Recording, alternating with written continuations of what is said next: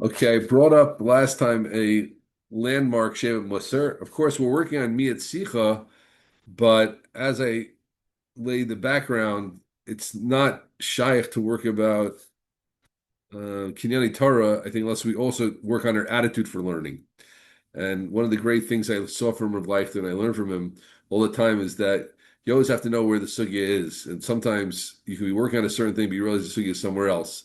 So Kinyanei Torah are not going to be serious to us if it's just something we're supposed to do because it's Sphira or whatever, because it says worship and Netzach in the Siddur that we don't know what that's talking about anyway, or because you heard a shmooze.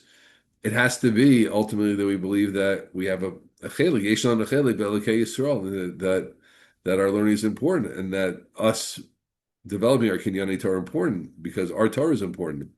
And that's what I really saw. One of the sources I saw the strongest was this Sheva Musar. I'll just remind everybody, one thing he's there, it's a long, long Arichas, parak, the 41st parak. In Sheva Musar, you can find it in Safari, you find it online. That it's a separate sefer also. That Amav Daretz al Sha'azum Tarasi, they were ozed the Torah. Why? Because they didn't think their Torah was valuable. Those that learn Mikra, I don't even learn Mishnah. I don't even learn Gemara. My Torah is not valuable. Now tell me the Chachamim, Gedolei Dor, their Torah is valuable. Me? Not me. And that is why they're Ozavis Torah. Incredible. And that's why the land was destroyed eventually. I want to give you some other proofs that he has for his Yisod, just to really bring it down. One, he writes, and maybe full disclosure, he's coming. There's a famous Chazal I think the Nefesh Chaim brings that says that a person comes and he has Mikra and they throw him out. He says, "Where's your Mishnah?" And he has Mishnah. They throw him, "Where's your Gemara?" And he says, "Where's my Gemara?" And he says, "Where's your Yerushalmi?" Baruch, I don't remember the exact lashon. Where's your Sifra? Where's your Sifri? Where's your Kabbalah? Where's your Ma'aser Merkava? And it really is very, very depressing. And that's really where the Shem Musar is starting. And he says, this is a little bit from memory. He said that if that's the case, like even Gedolei Ador have nothing to do. It means no matter what you get to, and no matter where you are, Hashem is going to throw away your Torah. It's deeply alarming, but it doesn't fit, and that's what he really tries to bring the balance to that. Not the balance in showing that Chazal has to be understood in a certain way.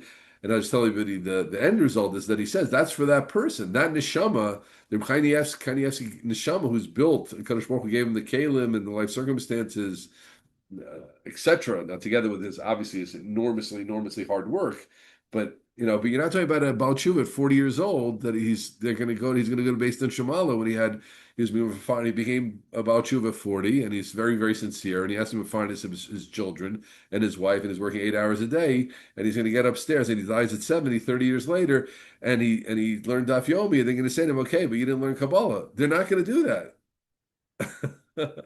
That's what he says. And part of his proofs are this: Echad Amar be'Echad Amar be'Bavad Shichav Libuz Shemaim.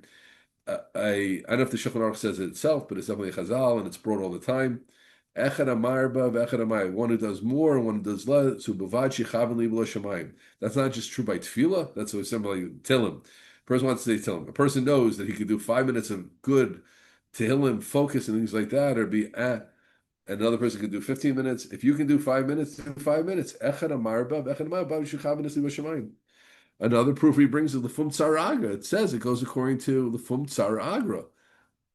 It goes according to your tsar, according to your effort.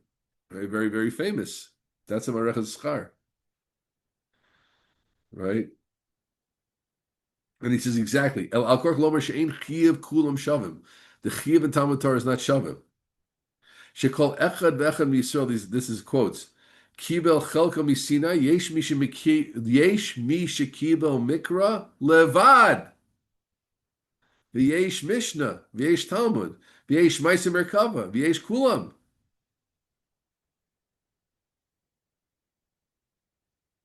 Incredible.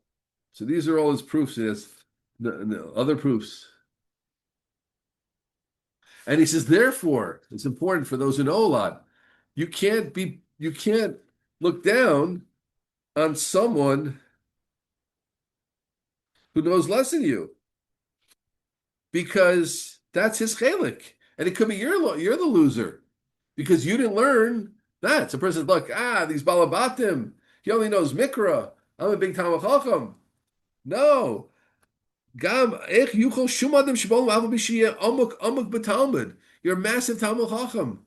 All the Reb Chaims, all the juicy raid, you got it clear. You could say, sure, lahaka beinam l'mishiyeda mikro mishnah bilvad. Oh God, the most big Talmud ba'avu b'yira. He's really learning. If someone's not learning, he's not learning. But someone who's really involved, someone who says, you know what, I'm a mikra yid, and that's where I'm focused, and I'm really good at it, and he's focused, and you're mezalzel on him.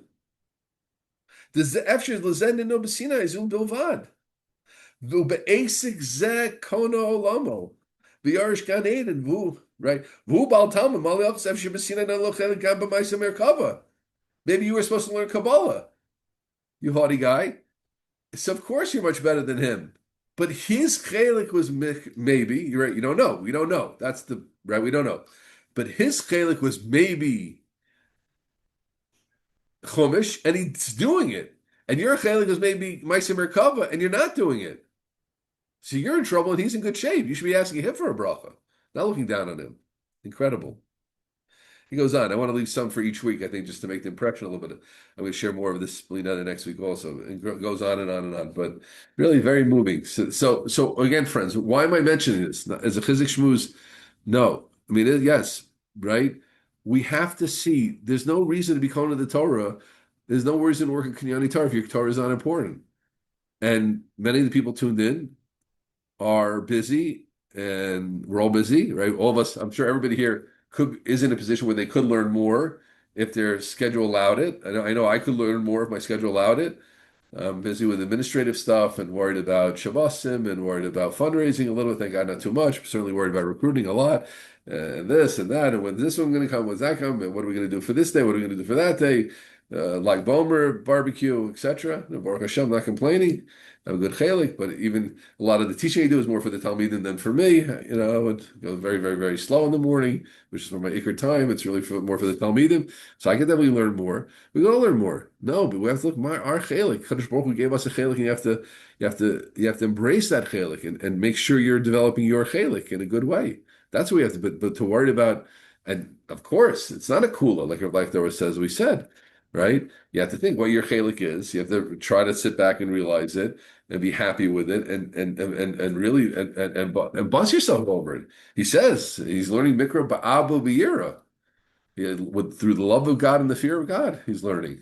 Not sitting back. It's not like, thank God, I got to shave a mussar. I'm going to bring the sefer up to Shemayim. I'm good. Let's chill in Kadosh Baruch Hu, roll with Eberster. No. We're not rolling with Eberster. We're working hard in Mikra, working hard in Mishnah, working hard in Babli, working hard in Rishon, wherever it is in this Masechta. Okay, which brings us back to me at Sikha. That was yes, please. I have a question. Well, could Rashi perhaps explain why are we taking the angle of the importance of learning Torah in terms of the intrinsic chashivas of it? Typically, that learning Torah is geschmack, and therefore I want to have more. I want to have more shaykhs to it because hopefully, the more shaykh I am to it, it's geschmack in of itself. I think. Okay, thank God. I mean, just full disclosure. I know the show well, and I know that he gets a lot of geschmack. But I think many people get a certain level of geschmack. But even if they get some geschmack, they don't appreciate how important their Torah is. That's why it's my sociological take of. And why it makes sense? Why does it make sense to me? Because I think many people used to learn a lot more. Now they only learn. I think I've quoted this. It was a big moment for me when I read Rav Lopiansky, who was writing a book to yeshivish guys, good yeshivish guys. Ben Torah for Life is written for serious yeshiva guys that went into the workforce. And he said, many guys, I think even you went so far as to say, you're lucky if you learn an hour a day, something like that. I think so. And he wrote a whole book trying to balance this thing and the feelings. So that kind of got my thinking that many people don't appreciate how important their chelik is, and I also sometimes feel it. I get a schmuck whenever I apply myself, to be honest. But I do say, okay, lemaisa, but I'm not finishing this and I'm not finishing that. There is that call is there. That's why I'm speaking about that. But you remind me of a conversation that my Rabbi Blachman had with his Rabbi Simcha Brody. Those who don't know, Simcha Brody was the Rashiva of Chevron Yeshiva, one of the biggest yeshivas in the country, and he sat on the podium with Rashach. I don't know if it would be fair to call him one of the Gedolei Ador. That might be a little bit of a stretch, but for sure he's one of the Gedolei Rosh Yeshivas, what we call in Eretz Yisrael, and Rashach wanted him involved in Degel Torah, which he was. And then he was there, so he was a big, big man. And my Rebbe Blockman lived with him, Chavrus, I think, for 8 years, for hours a day, and it was extremely close to him. So the Blockman told me many things about him. So he was a Yid who used to learn 16, 18 hours a day. So he said to my Rebbe one time, Rebbe, I don't have, he said to his Talmud, Rabbi Blockman, who visited him, says, Mendel, I don't have koch like I used to, 16, 18 hours a day. I don't have koch like that, kochas to learn like that anymore. So my Rebbe Blockman said to him, but it's Geschmack, Rebbe. Why not? Like kochas, it's Geschmack. So for sure, that's always good to release how Geschmack the Torah is. But I think many people do suffer with this. That's why I'm speaking about it. If it doesn't, and not seeing the chashivas in their learning, so that's I'm talking to a strand which I think does exist amongst the listeners. Someone doesn't feel that and feels that the Torah is so chashuv, great, good. You should. So back to Miyat Sicha, Bosai. There's another aspect. The way we dealt with Miyat Sicha last time was this: utilitarian, on a utilitarian level, right? Why should one be mamayit his sicha? Why should you speak less? It's practical, right? Every minute of learning is important. Every seder you can put in is important. Every 5 minutes you can put in is important. You'll get somewhere. You're schmoozing. You're spending time with your buddy, with your friend, with your uncle, with your aunt, with your kid, with your coworker, right? And you had a nice toy. You're being friendly and cordial and all that, etc. And certainly with your wife, being more than friendly and cordial, be spending the time you want. But now you to my aid, and now okay, good. And now it's time for Seder, or now it's time to chop the 5 minutes, right?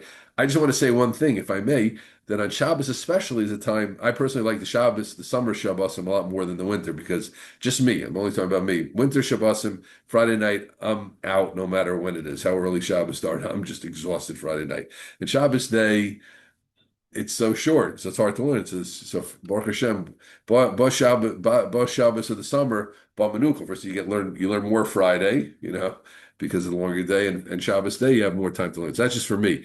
But the reason I'm mentioning this now, whatever everybody else's experiences, is that Miyat Sicha would be a perfect example. Would be on Shabbos day, right? You spoke to your people, you spoke to your kids, spoke to your wife, spoke to everybody. Okay, but now to my eight, and now, okay, great. Shabbos is so, every word of Torah on Shabbos, is the Chavetz Chaim says is worth, Taryag is worth 613. Kabbalah Chaim says is worth 1,000. I think it's so, Shivas of learning on Shabbos is enormous, is special, but that's where you really need a little bit of a miyat. You have to pull away a little bit, because there's a lot to talk about. Important conversations, right? Miyat, understand, miyat is not from an Avera. Avera is we run. Borech min Avera. Borech min a covet. Miyat means we're reminded something which is, Shena is a good thing, and Derech Eretz is a good thing, and Sicha is a good thing, but Tanug in its right way is also a good thing, definitely, according to many. But Miyat Sicha means you move away from it. Okay, so it's utilitarian. That's why it's one of the Kinyanei HaTorah. And now you add that minute and those 5 minutes and those 5 minutes and those 10 minutes and those 10 minutes, and in a month, in a year, in a lifetime, you get to a lot of time. But I want to say deeper pshat in Miyat Sicha. That pshat is for sure kayam, like I said, but there's more than one way to skin a cat. Another bechina is, I want to say it's like a mahalach. Sicha is like the way of the world. People schmooze, right? Yidden schmooze. It's funny. When you think mikvah, you think schmoozing at the mikvah. It's an interesting thing, right? For men, when they say, like, where do many Jewish men get their news? At the mikvah. It's known, it's known. My father-in-law said a joke one time, said he went to the mikvah, he said they've been saying the same thing they've been saying for the last 40 years. Prices have to go down in Yerushalayim. This is a 20-year-old joke, and now it's only got worse, right? But where did the joke take place? In the mikvah, right? Everyone knows. You schmooze in the mikvah, right? Sicha, you go to a wedding, you schmooze, people schmooze, which is fine. No one should think we're not pushing extremism here. But what's the miyat sicha? To me, and what Kinyanei HaTorah, part of what Kinyanei HaTorah all about is a little bit of sometimes to be kona the Torah, you have to move away from the ways of the world a little bit, the kosher ways of the world. The kosher ways of the world. I'm in mind a little bit in the Mahalchei Adam. People are, right? I would say, like, I want to write a book one time called like Chai Masmid. Sometimes I look around, everybody appreciates it. Everybody likes the guy in Hatzalah, and everybody likes the family man. Everybody for sure likes the guy who gives money to the shul. Like, who appreciates the Masmid? You have to appreciate Masmidim in the community. The person who sometimes leaves the kiddush a little bit earlier, or and is sitting in shtag. I remember, I don't know if I ever heard this, but when I was in yeshiva, there's a fellow named Shalom Al Kubi. not friendly to anybody. You know, he was friendly, he was cordial, he was English. And this is when I was by Rabbi Tzvi. I don't know if I ever had a conversation with him. And I was a Masmid also, but he was a different level. And it was incredible. You know, it was incredible. He used to learn with the best Avrechim. He was a very, very smart fellow. Also, his father was Kol. He's owned by friend Moshe Leader. He was Moshe Leader. Moshe Leader was maybe 10 years older than him, 5 years older than him. But he was something else. It was just like a different person. But I remember that was like my image a little bit. If someone was like really, his brothers used to bring his wash on Fridays so he wouldn't stop learning. And he was just like you say, a machine. But you have to appreciate it. But what I saw once was fascinating. The guys, weaker guys in yeshiva on Purim opened up to him. You know, I remember this guy Tzvi. I think he's slobbering on him. You know, why? Because people saw there's a certain truth by him. They're like this. But here's the point. Sometimes it is a little bit separate from the rest of the world. It's not. You know, we're afraid to say that because everybody like so. You know, Hamish and Geschmack and friendly are such big words today, and these are important words. But there is a mahalach in Torah of like outside of the sikha a little bit, not just on a utilitarian level. The Torah is a higher level emanation. The Torah comes from another world. So the way I would explain it is that to be shaykh to Torah, you have to be in a certain way a little bit otherworldly. You know, I'm saying this gently because we're all involved in the world in a normal way. We're not. There's not a chabur of extremists. I'm not an extremist. I don't have it. You know, in many many ways, I'm not an extremist, but I get it. And to me, that's what a little bit what me at Sicha is about. Eric, you hear the word like means Sicha is the way of the world, and I'm a little bit not looking down. It's not gaiva, but you understand, like okay, that's we we engage a little bit less in that thing in that way of the world. Just say going into into Lag Bomer. To me, this is always the message of Reb Shimon. One of these I like to across. Sham kanisa hodcha hadarecha. There in the cave, kanisa, you acquired hodcha, your beauty, hadarecha, your grandeur. Where did Reb Shimon become Reb Shimon? People don't appreciate this all the time. In a cave, it's the whole discussion about yeshiva bakrim. They have to be in a cave a little bit. If we want Chachmei Yisrael, Chachmei Yisrael have to go to a cave a little bit. They have to separate from life a little. The midbar, it's not gonna work. You know, everybody wants the next Rosh Hashanah generation. How did Rosh Hashanah become the Rosh Hashanah? Because he was steiging all the time. Gdolei Yisrael had one thing in common. You know, a lot of different hashkapas. They're all big masminim. You know, later in life, this one was more pole, this one was that pole, this one was this, one was that. But they all when Cook was in Volozhin, what do you think Cook was doing in Volozhin? He was learning like a madman. I don't know the numbers, but he was a madman. There was a really shakua kol kulam b'Torah in a cave called Volozhin, a cave called Reb Shimon's cave, and I think that's to me one of the big messages of Lag Bomer, because we see where Shimon was masig what he got. He had to go into a cave, running away from the Romans. Yeah, but Sham Kanisa Hod Hadarecha. That's where he got his Hod and his Hod in the cave. What's the message? That we also have to make a cave. For us to get our Hod and our Hadar, sometimes it's a little bit, it's pulling away from regular life a little bit, pulling away from what we'd say like the Havle Asman, pulling away from the Sichot a little. Again, now, here's the difficult thing, because if you're Reb Shimon and you're pulling away from life, so then you are in a cave, but we're not. We have our families, we have our wives, we have our kids, we have our husbands, we have our talmidim, we have our yeshivas. But I think here's what I want everybody to do, especially now for Lag Bomer.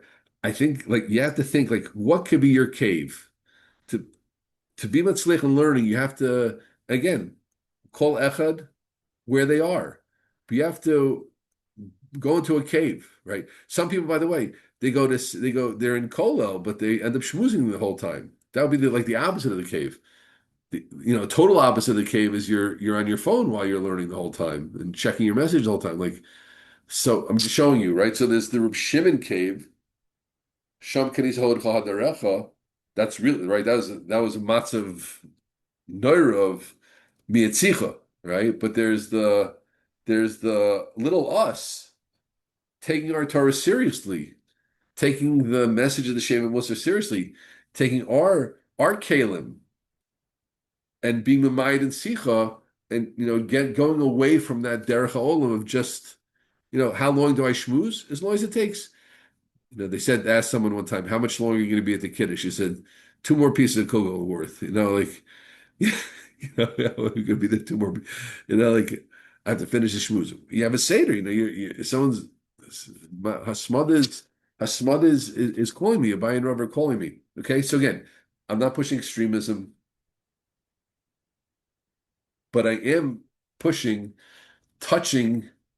a certain type of extremism in our thinking, in our regular life, to touch the miyatzicha. And it's difficult. I appreciate it's difficult. Hagufa, because if the idea is leave your family, be a parish, go to Beit Meir, Beit Meir, they have a prushim kolel. Guys, leave their family, leave your whole life behind. Then it'll be simple. That's not our life. That's not. I don't think anybody, no one here who's using internet to follow the shiurim. That's not the life. But I'm telling you that all of us can find some way. Okay. And now I don't want to do the work for everybody. So here's the Kabbalah. Everybody ready? Here's our Kabbalah. I want everybody to deal with the question over the week. Where's my cave? What is my cave? How can I make a cave? It's often, I do the work and I lay it out for everybody, and it's a explicit pleasure to do that. But I want to try to build everybody's muscles a little bit to take ideas. What am I really trying to do, friends? I'm highlighting an idea, Miyat Sicha, Cave, Reb Shimon, etc., and I'm trying to bring that into our life, our non-cave life, our increasingly non-cavernous lives. I believe we have to find a cave in our non-cave life. Okay? So as opposed to me just saying, here it is, I want everybody to try over the next few days. It's now Sunday, Monday, Tuesday, Wednesday, Monday, Tuesday. Think like, what does that mean? Like, what is he saying to me? Like, how can I? What am I going to go into a cave? I'm going to lock out my kids. I'm going to put tape over my wife's mouth. What does it mean? I don't know. I don't know what it means. But I want you all to think about it. Like, I believe that I already wrote for next week different things that it could be, and I will share them. But I like everybody to as a build your muscles, right? The eventual, it will be a big schar of this Vaad if people get more of their own muscles of how to go at topics in Avodas Hashem and build things and find ways, because so many of the answers are with you, and so many of the struggles are with you, and you really know where your problems are, and it's a very independent generation in a certain good way and bad way. Most people don't have access to people. A lot less gedolim than they used to be, unfortunately. Because the person who used to be able to go into the stable, go into Shlomo Zalman. It's a dur yosem in that way. And people have to find their answers to a large extent, I find today. And of course, many great rabbanim tasks, but still, it's a limited where people are responsible for themselves a lot. I think even more than it used to be. People are always responsible for themselves, but even more now. So that's like, here's this kid. Like, where can I be in my tzicha? Where can I go into a mahalach? What does it mean for me sometimes to go, to be ma'id and sicha, to be away from the way of the world of schmoozing, to get to a cave, to take that lesson from Lag Bomer. Okay? And I think everybody will have a nice answer. Everybody's welcome to send their whatever they write into me. I try to look at it before the class. I'm going to offer some of my own ideas next Sunday. Bez Hashem. This is a real good way to go into Lag Bomer with this thinking. Okay, and we'll see if we move off of the Miyatzika next week. But that's the idea. All right. Okay. Atzlacha Rabba. Shalom. Shalom. All the best. Great to see everybody. Kol tuv.